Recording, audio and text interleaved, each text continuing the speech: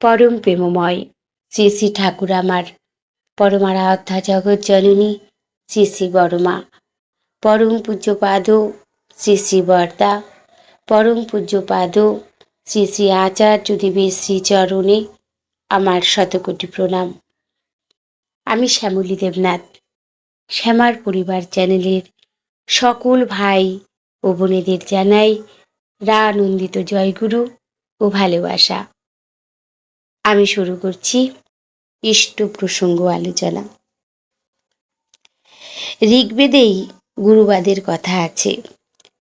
সেকালে বেদ অধ্যয়ন নিত্য কর্তব্য ছিল। গুরুর কাছে উপনীত হয়ে শিষ্য বেদ মন্ত্রের শুদ্ধ উচ্চারণ, বিনিয়োগ তথা বৈদিক জীবনচর্যার নানা আনুষঙ্গিক খুঁটিনাটি শিখত। বৈদিক সমাজের প্রথম ভিত্তি ছিল এই শিক্ষা। গুরু গৃহে গুরু সন্নিধানে শিষ্যকে ব্রহ্মচর্যের পাঠ নিতে হতো, আর এই শিক্ষা ছিল দীক্ষা ভিত্তিক। তার মধ্য দিয়ে মানুষের মাত্রা ছাড়া প্রবৃত্তিগুলি সুনিয়ন্ত্রিত হওয়ার সুযোগ পেত। এ যুগে আমরা পরম প্রেমময় শ্রী শ্রী ঠাকুরকে পেয়েছি। আমরা সদ্দীক্ষায় দীক্ষিত হয়েছি। তাকে অনুসরণ করে তার নির্দেশিত পথে চলার চেষ্টা আমরা সকল সময় করে থাকি। ঠাকুর বলেছেন ইষ্টভীতি করার কথা। ইষ্টভীতি সব সময়ই ছিল, যে কোনোভাবে যে কোনো রূপে। ঠাকুর বলেছেন ইষ্টভীতি, ইষ্ট মানে মঙ্গল, ভীতি মানে পূরণ করা। তাই ইষ্টকে পূরণ করা এটা আমার কর্তব্য। ইষ্টভীতি করলে কি ফল যে পাওয়া যায় সেটা আমরা সৎ গুরু ভাই বোনেরা যারা সৎ দীক্ষায় দীক্ষিত প্রত্যেকেই বুঝি।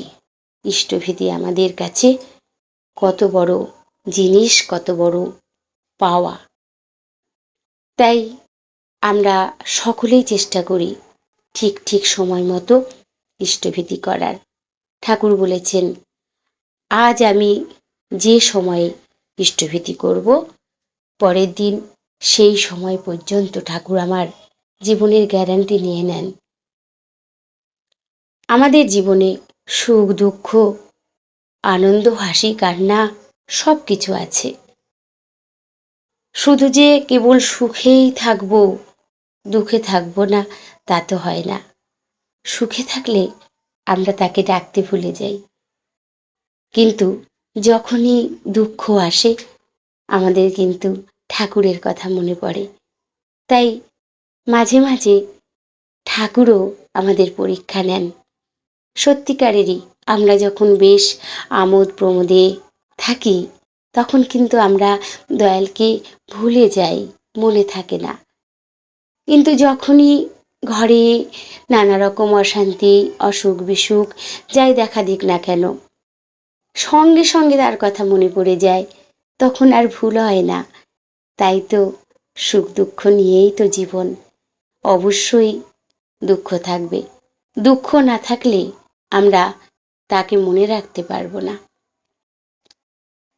তাই ভালো থাকা যায় তাকে অনুসরণ করে চললে, তার কথা, তার নির্দেশগুলি তিনি যেভাবে বলেছেন আমাদের সেভাবে করতে হবে। শুধু চেষ্টা করতে হবে। সম্পূর্ণভাবে আমরা কেউই পেরে উঠি না। সংসারের নানা রকম কাজ কর্ম, সারাদিন আমরা ব্যস্ত থাকি। এই ব্যস্ততার মধ্যে আমরা যতটুকু পারি তারই তো দেওয়া সব। তিনিই তো আমার জীবনের মালিক। তিনি ছাড়া আমি বাঁচবো কেমনে?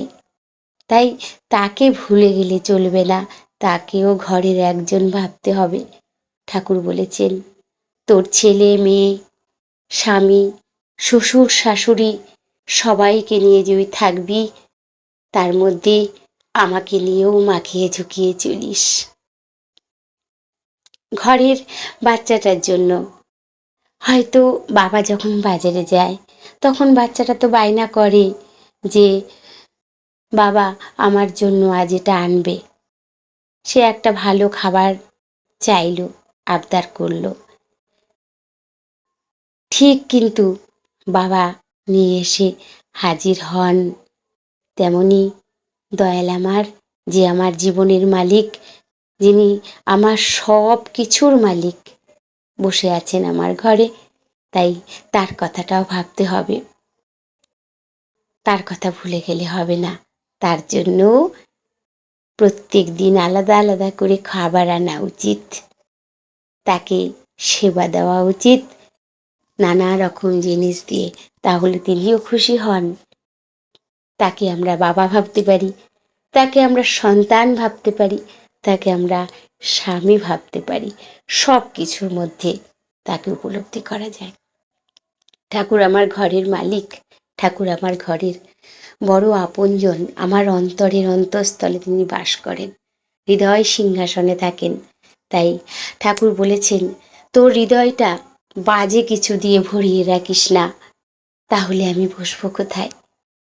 কত সুন্দর করে ঠাকুর নানা রকম বাণী দিয়ে অতি সহজভাবে আমাদের বুঝিয়ে দিয়েছেন। তাই এই যুগে আমরা পরম দয়াল শ্রী ঠাকুরকে পেয়েছি। তার কথা, তার বাণী তিনি যেভাবে বলেছেন একটু চলার চেষ্টা করে দেখি না, সকলে ভালো থাকা যায়। আমি যখন আমার পাশের বাড়ির একটা মেয়ে, তারা স্বামী স্ত্রী দুজনে আমাকে মামি বলে ডাকে। আমি গিয়ে শুধু বলেছিলাম, হঠাৎ মনে হয়েছিল এই ঘটনাটি আমি একদিন বলেছি, তাই বলি শুধু আমি যখন গিয়ে বলেছি তারা আমাকে ফেরায়নি, সুন্দরভাবে দীক্ষা নিয়ে নিল। আজ সেই বাড়ির মেয়েটা আমার সঙ্গে প্রতিদিন মাতৃ সম্মেলনে যাওয়ার জন্য আগ্রহী হয়ে থাকে, সকল সময় জিজ্ঞাসা করে বারবার, মামি কখন যাবে, আমাকে নিয়ে যেও। এই যে তার ভালো লাগা, সে বুঝতে পেরেছে যে কতটা মধুর, কতটা আনন্দের। আমাকে সে বলছে ভীষণ ভালো লাগে আমার মাতৃ সম্মেলনে গিয়ে, সৎসঙ্গ অধিবেশন হলেও আমি তাকে নিয়ে যাই, সে কখনো না করে না। তার কতটা আগ্রহ, সে কত বড় সিংহাসন কিনবে, সে কত বড় ঠাকুর বসাবে, তার মনে এখন থেকেই এতটা উৎসাহ, এতটা আগ্রহ, এতটা ভালো লাগা, এগুলো দেখে আমার খুব ভালো লাগছে। সত্যিকারের সে দীক্ষা নিয়েছে বলে, আমার কথার উপরে বেশ করে সে দীক্ষা নিয়েছে। হ্যাঁ নেব মামি বলে দীক্ষা নিল। আর দীক্ষা নেওয়ার পর যে সে ঠিকভাবে ইষ্টভীতি করছে, আর ঠাকুরকে কোথায় রাখবে, কোথায় বসাবে, এই যে চিন্তাধারাগুলো সে আমার সঙ্গে আলোচনা করছে, মানে আমার এত ভালো লাগছে। পরম প্রেমময়কে পেয়ে সবাই খুশি হয়ে যায়। আমার দয়াল কখনো অন্যের গুরুর নিন্দা কখনো করেননি, বা তিনি আমাদের বলেছেন সকল সময় কোনো সমালোচনা নয়। ঠাকুরকে অনেকে পরীক্ষা করেছেন, ঠাকুরকে অনেক কটু কথা শুনতে হয়েছে। সেটা কি আজ বন্ধ আছে? এখনো চলছে, এখনো চলছে। কিন্তু আমাদের সেখানে কষ্ট পেলে হবে না, রাগলে হবে না। আমরা আমাদের কাজ করে চলব, আমরা থেমে থাকবো না। তারা করছে বলে আমরাও করব? কখনো না, কখনো না। ঠাকুর আমাদের সে শিক্ষা দেয়নি। ঠাকুর আমাদের যেভাবে চলতে বলেছেন, আমাদেরকে দেখে যেন বুঝতে পারে যে আমরা পরম প্রেমময় শ্রী শ্রী ঠাকুর অনুকূল চন্দ্রের দীক্ষায় দীক্ষিত। তাই আমাদের চলা বলা, আমাদের কথা, আমাদের আচার ব্যবহার, আমাদের চরিত্র, সকল কিছু পরম প্রেমময় শ্রী শ্রী ঠাকুরকে ধরে সুন্দর হয়ে ওঠে। গ্যারান্টি দিয়ে বলতে পারি। পরম প্রেমময় শ্রী শ্রী ঠাকুরের দীক্ষায় যারা দীক্ষিত, তারা তাদের প্রত্যেকটি ব্যবহার, তাদের প্রত্যেক গুণ সব আছে। তাদেরকে দেখে সকলে শ্রদ্ধা করে। আমি মনে করি আমি নিজে একজন, আমাকেও তো ভালোবাসে। এটা আমার পাওয়া। আমার ঠাকুরকে আমি ভালোবাসি, তাই আমি পাই। আমাকে সবাই খুব ভালোবাসে। তাই পরম প্রেমময় শ্রী শ্রী ঠাকুরকে পেয়ে সত্যি জীবন আজ সার্থক। সকল সময় ইচ্ছা করে তার কথা নিয়ে চলতে। তাই দীক্ষা 12 বৎসর বয়স হলেই ঘরের সন্তানাদিদের দীক্ষা দিয়ে দেওয়া উচিত।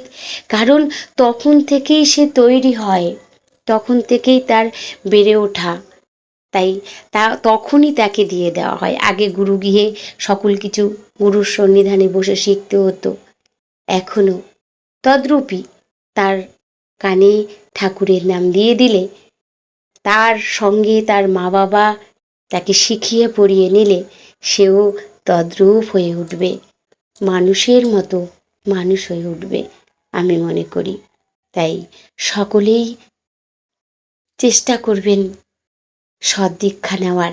সৎ দীক্ষা নিলে না সত্যিকারের সৎ মানুষ হওয়া যায়, মানুষের মতো মানুষ হওয়া যায়। তাই পরম প্রেমময় শ্রী শ্রী ঠাকুরকে পেয়ে জীবন সার্থক। সকল সময় চেষ্টা করি তার সাধনায় ব্রতী হয়ে উঠতে। তাই সকলকেই বলি, আসুন সবাই মিলে আমরা ইষ্ট সাধনায় ব্রতী হয়ে উঠি। আমরা সকলেই বাঁচতে চাই, আমরা কেউ মরতে চাই না।